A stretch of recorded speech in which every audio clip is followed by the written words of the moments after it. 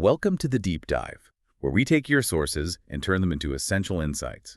You've given us a really interesting stack today, all focused on one specific property, 205 Vista del Parque in Torrance, California. Yeah, it looks like we've got the actual Redfin listing, some data on the cost of living there in Torrance, research about parks and health, and even some online forum discussions, people talking about living near parks and libraries. Exactly. And our mission here is to sort of unpack all of that, give you a really full picture of what living at this address might actually feel like. We'll look at the house details, sure, but also the city around it and, what it means to be right across from that park and library specifically. Right. Going beyond just the sticker price, we'll dig into the local economics, the whole lifestyle angle with the green space, and what other people have actually experienced in similar spots, kind of connecting the dots between all these different pieces you gave us. Okay, so let's dive in. Let's see what nuggets we can pull from these sources. Let's start right at the center. The Redfin listing, 205 Del Parque, Torrance, CA 90277.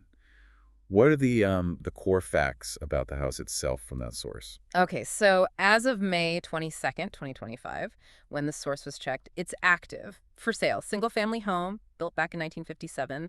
The list price is $1,680,000. And the description, anything jump out there about the size of the condition? Oh, yeah, definitely. There's a bit of a discrepancy right away. The Redfin overview says 5 beds, 3 baths, but then the public facts section and the description itself call it a 4-bed, 4-bath fixer. And actually, the public facts also lists 6 bedrooms and 4 baths somewhere else. So, Okay, so right off the bat, your sources are flagging that you'd really need to verify the actual room count. That's important. What about square footage? that seems more consistent. Listed around some 167 square feet finished. And the lot size is just under 6,000 square feet. All right, 1,767 square feet at $1.68 million. That puts the price per square foot at, what, $951. And it's explicitly called a fixer. Needs a little personal touch. Sold as is. Got it. What else? It highlights being in the, quote, desirable Hollywood Riviera area. Says it's on a quiet street directly across from El Retiro Park and the library. That seems key. Also mentions walking distance to shopping, short bike ride to Riviera Village. And the house itself. Anything specific? Solid structure, big, extra deep 3-car garage, 3 doors, 2 living rooms, maybe original wood floors under carpet. Private backyard. Oh, and notes 2 bedrooms have backyard access. They suggest maybe a potential for an ADU or a big master suite. And how long has it been listed? Any price changes? According to the source check, about 29 days on Redfin, and yeah, noted a price drop of $45,000 recently. Okay. So summing up the property, it's a fixer. There are questions about the exact room count, high price per square foot for the size, but it's in a clearly sought-after area right across from amenities, and the price just came down. Interesting mix. Definitely. And to really get it, like you said, we need to zoom out. Look at Torrance itself. The listing mentions Hollywood Riviera, South Torrance schools. Your sources give us a good feel for the pros and cons of the area. Right, that pros and cons of moving to Torrance source. Yeah. Let's talk highlights first. What makes Torrance appealing, according to that? Well, no surprise. The classic Southern California stuff, great weather, right? Over 280 sunny days, mild winters, ocean breezes, perfect for outdoors. And speaking of which, beaches. Super close to South Bay beaches, Torrance Beach itself, plus quick access to Manhattan, Hermosa Redondo. Nice. And beyond the beach lifestyle. Schools are a huge factor. The source says Torrance is renowned for highly rated schools, public and private. People apparently move there for the schools. And the Redfin listing actually confirms this for the property's assigned schools. Riviera Elementary, Richardson Middle, South Torrance, high-rated 8, and 9 out of 10 on great schools. Okay, great weather, beaches, top schools. Yeah. Solid foundation. What about day-to-day stuff? Jobs, community? Diverse dining and shopping mentioned. Specifically calls out the Del Amo Fashion Center, which is huge, and Riviera Village, which the listing also mentioned. Job markets described as robust, especially tech, aerospace, healthcare. Big names like Honda, Toyota, ExxonMobil have operations there. And it mentions a strong sense of community, safer than many LA areas, well-kept neighborhoods. So that source paints a really positive picture. Lifestyle, education, economy. Seems like it has a lot going for it. But it is called pros and cons. So what's the catch? Right, exactly. Nothing's perfect, especially down there. What are the drawbacks it points out? Let me guess. Cost. Bingo, that's the big one. The source says the cost of living is high compared to the national average. It does note it's maybe more affordable than neighboring beach cities, but still, housing prices are steep and everyday costs pile up. Okay, high cost. What else makes the con list? The other usual Southern California suspects: traffic congestion, a daily headache, especially commuting. Limited nightlife is mentioned. It's more suburban, quieter after dark than, say, Santa Monica or downtown LA. And then, being in California, earthquake risk, and sometimes air quality issues from smog or wildfires. Got it. So you get that amazing SoCal lifestyle package, weather, beaches, schools, jobs, but you definitely pay for it, literally, and you deal with the traffic. Classic trade-off. Pretty much. Let's really drill down on that cost factor, though, because you gave us that Payscale source with specific numbers. How does Torrance stack up nationally on cost? Yeah, that source makes it pretty clear. It says Torrance's overall cost of living is 70% higher than the national average. 70%. Wow. That's substantial. And how much of that is the housing piece? Housing is the real standout. According to Payscale, housing expenses in Torrance are 207% higher than the national average. 207%. So like triple the national average for housing costs. Wow. What median home price does that source give? They list the median home price at $1,526,955. Okay, so just to connect that back, 205 Vista del Parque, listed at $1.68 million after a price drop, is actually priced above the median in what's already a massively expensive housing market. That really frames its price tag. Absolutely. It shows that even within this high-cost bubble, this specific property is asking a premium. And it's not just housing driving up the cost, though it's the biggest part. Payscale breaks down other things, too. Like what? Utilities are 10% higher than average. Transportation, 33% higher. That tracks with the traffic comments. Groceries, 12% higher. Healthcare, 5% higher. And they give those everyday price examples, too, which really make it concrete. What were some of those? Let's see. A loaf of bread around $4.43. Gallon of milk, $5.22. Bananas, 80 cents a bunch. Hamburgers, $6.18. Gas was listed at $4.51 a gallon. A doctor's visit around $148. Median rent over $4,600 a month. Yeah, those specific numbers really hammer home that high cost of living. It touches everything, not just buying the house. Exactly. It's the whole package. Okay, so we've got the house of a fixer, pricey, good area. We've got Torrance, great lifestyle, great schools, but expensive, traffic. Now let's focus on that specific location detail directly across from El Retiro Park and the library. That's prominent in the listing.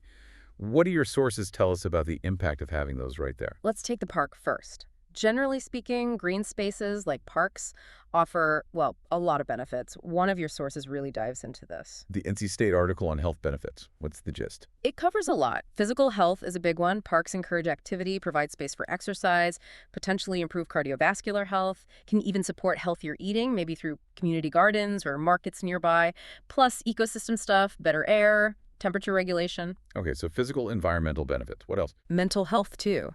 Things like better focus, less stress, lower risk of anxiety or depression, just generally higher well-being from being in nature.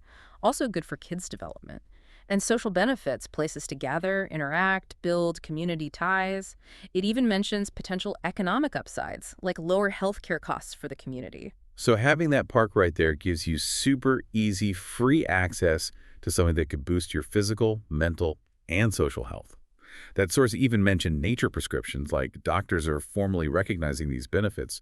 Seems like a huge plus, especially given the high cost of everything else. It definitely sounds like a major asset on paper. However, living directly next to a park isn't always just sunshine and roses. This is where those online discussions you found come in. They offer a more, let's say, ground-level perspective. All right, the anecdotal stuff. What were some of the positives people mentioned about living right next to a park? Quick access for exercise or just getting outside was big, like having a giant backyard you don't mow. Not having neighbors on one side was another plus, looking at greenery instead of maybe someone's messy yard. Potentially more morning light. And for dog owners, super convenient, although one person did say it could make their dog inside kind of sad watching everything. Okay, those make sense. Tangible lifestyle perks. Yeah. But you said, however. What were the downsides or annoyances people brought up in those discussions? Yeah, this is where it gets tricky. Noise was a really common theme. Basketball courts, playgrounds, kids yelling, sports games, sometimes early morning or late night. The type of park and its features really seemed to matter. Foot traffic was another issue, people walking right by, maybe cutting across lawns, parking issues, blocking driveway. And maybe less desirable stuff, too. Definitely. Litter, dog waste. Yeah. People mentioned public urination sometimes being an issue from park users. Privacy concerns, too, especially without a good fence or hedge buffer. What about safety? That often comes up with public spaces. It did come up quite a bit in those threads.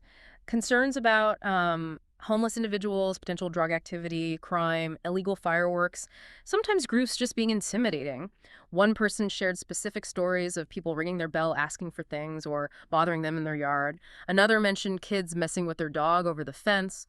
Also, things like big annual events causing temporary chaos with traffic and noise. So a real mix of experiences there. Some love it, some find it problematic. Yeah, and someone pointed out that resale could be affected too. Some buyers might love the park view, others might see those downsides as a deal breaker. The big advice from those threads: go check out the specific park at different times, day, night, weekend. See what the reality is. That's really practical advice. It gives you that boots on the ground feel for potential issues. Mhm. Now, you also included some actual research on parks. That study from LA looking at observed conditions versus perceived threats. How does that fit in? That study adds a really interesting layer. They actually went out and observed what was happening in parks in low-income LA areas and compared that to survey responses about safety perceptions. And what did they find? Did the observations match the common fears? Not entirely. They found that things people often worry about, like visible fights, intimidating groups, gang activity, those were actually observed very rarely, less than 3% of the time in their observations. Intoxicated people were seen sometimes, about 8% of observations. Smoking, even less. However, the presence of people who appeared to be homeless was common observed in almost half the checks across most of the parks studied. Okay, so homelessness was commonly observed, which aligns a bit with the anecdotal concerns. But then the study looked at what predicted actual park usage, right? What drove people to be there? This is the fascinating part and kind of flips expectations. When they analyzed what factors were linked to more people using the park, the observed presence of homeless individuals was actually positively associated with higher park use, about a 28% increase. Wait, really? More homeless individuals observed correlated with more people using the park? That seems counterintuitive. Why? The researchers had a few ideas. They cautioned it's correlation, not causation. Maybe the parks are just large enough that paths don't cross. Or maybe homeless individuals choose busier parks for their own reasons, safety, access. They even floated the idea that maybe park users attract vendors or others rather than being driven away by them except for intoxicated people. Ah, so intoxicated people did have a negative impact. Yes, their presence was negatively related to park use, linked to about a 21% decrease. Construction noise or disruption also reduced park use. Okay, so what did positively drive usage, besides the surprising homeless correlation? Food vendors were a positive factor, both inside and around the park. But the strongest predictors of high park use were organized and supervised activities. Each extra programmed activity was linked to roughly a 25% jump in users. Huh. So this research suggests, while people might worry about safety or homelessness, and the study did find residents felt less safe when those were observed, the actual number of people using the park might be driven more by positive things like activities, food, just basic access, rather than just the absence of those perceived negatives. It's complex. Exactly. It shows perception and reality, and what actually influences behavior in these spaces can be nuanced. And the study also found perception varied. Women felt less safe than men, for example. Resident perceptions also varied by race and education. That really complicates the simple park good or park bad narrative. It depends. And right next to the park, this property is also across from the library. Let's talk about that. Your sources included a discussion about libraries, too. Yeah, that Reddit thread was great. It really showed how much more libraries offer these days beyond just, borrowing books. What kind of things were people raving about? Well, the massive access to books, ebooks, audiobooks, sure, interlibrary loan is huge, but also tons of free programs and classes. People mentioned sewing, knitting, cooking, crafts, kids' story time, Minecraft clubs, book clubs, author visits, all sorts of stuff. And they lend out more than just books now, right? Oh, yeah. Puzzles, special kits like wood burning or robotics, musical instruments sometimes, Wi-Fi hotspots, tablets, laptops, community things too, like seed swaps, accessory exchanges, free tax help, English classes, really diverse offerings. What about digital resources? That must be huge. Absolutely. Free access to online learning platforms like Lynda, newspapers like the New York Times, museum passes, music downloads, apps like Libby and Hoopla for digital borrowing, plus the basics. Quiet space, teen rooms, free Wi-Fi, computer access for job hunting or printing, and of course, helpful librarians. Wow. It really paints the library not just as a book repository, but as this major community hub. Educational, recreational, practical support. Mostly free. Living right across the street makes accessing all of that incredibly easy. Totally. It's a significant amenity right there. Yeah. Okay, let's try to pull this all together then. Looking at 205 Vista del Parque through the lens of all these sources, you're considering a fixer-upper, need to confirm room counts in a highly desirable but very high-cost area. Known for great schools, weather, jobs, but also comes with traffic and those steep everyday expenses. Housing costs are, what, triple the national average? Right. And then there's that very specific location, directly across from both the park and the library. The park offers potential health and lifestyle upsides, that free green space access, but also potential downsides like noise or traffic, based on what others have experienced. Though the research adds that nuance perceived threats versus observed reality and the importance of activities driving use. And the library offers this huge range of free resources and community connection right on the doorstep. Exactly, so it becomes this balancing act, weighing the property's potential and the city's appeal against that significant financial barrier, and factoring in the very specific day-to-day realities, both the good and the potentially challenging, of living right opposite these public amenities. You need to consider how those spaces actually function and how you would interact with them. This deep dive into 205 Vista del Parque really shows how many layers there are when you unpack the sources. Yeah, it's definitely not just about the house itself. It's the whole ecosystem, isn't it? The city's vibe, the cost of milk, the noise from the park, the programs at the library. And the sources highlight some surprising things, like how programmed activities might matter more for park use than the absence of certain perceived issues, or just how much a modern library actually offers. It really underscores the value in looking beyond the surface level of any listing or location. So for you, listening and thinking about all this, here's maybe a final thought to chew on. Given that gap we saw between perception and reality sometimes, especially with the park, and the sheer breadth of free resources sitting there in the library, how might you intentionally leverage those specific community assets, the park and the library right across the street, to actively enhance your life there and maybe even help offset some of that undeniable financial pressure of living in a place like Torrance?